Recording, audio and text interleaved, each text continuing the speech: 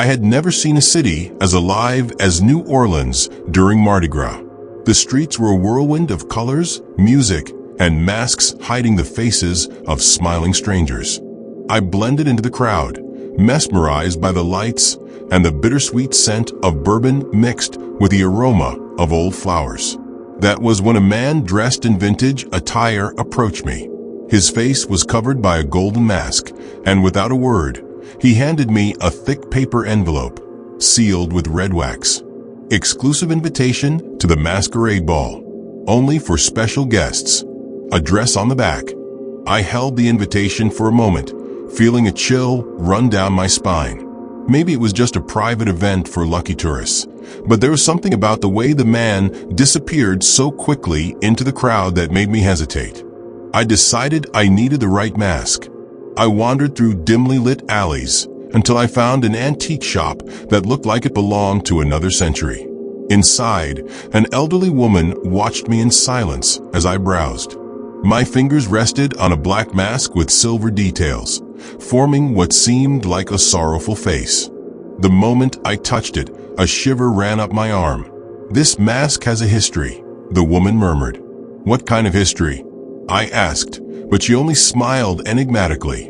Ignoring my unease, I paid for the mask. As I stepped out of the shop, I glanced at the invitation again. The address led to a place I had never heard of.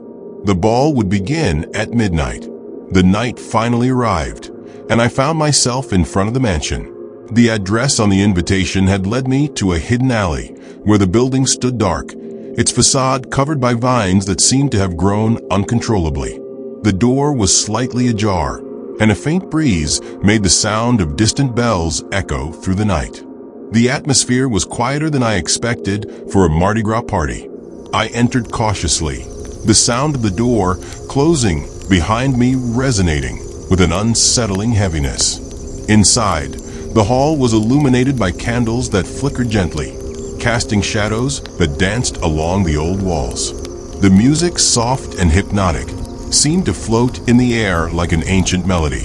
The smell of aged wood and withered flowers filled my nostrils, creating a sense of claustrophobia. The guests were dancing, but something was wrong. The masks they wore were unlike the ones I had seen on the streets.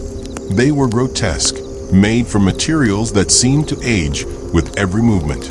Some of the dancers appeared unnervingly still, their eyes empty, their expressions frozen. When I approached a group of women in gowns, one of them looked directly at me, her eyes void of emotion.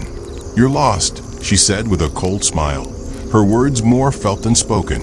I tried to respond, but a wave of panic overtook me. I couldn't remember how to get to the exit. The hall seemed to have transformed, as if the mansion had closed in on me. I was trapped, unable to understand how or why. The ball was not a celebration, but a trap disguised as a party.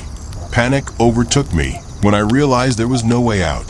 The doors and windows of the mansion were closed as if they had never existed. The music, once gentle, now seemed like an invisible force, driving the guests into a frenzied dance. I was surrounded, trapped in a nightmare I couldn't control. I tried to distance myself from the crowd, but the masked faces followed me, watching me with hollow, piercing eyes. That's when I saw the man in the suit, the one who had given me the invitation. He was on the makeshift stage, observing the scene with a sadistic smile. He pointed at me, and a low, hoarse laugh escaped his throat.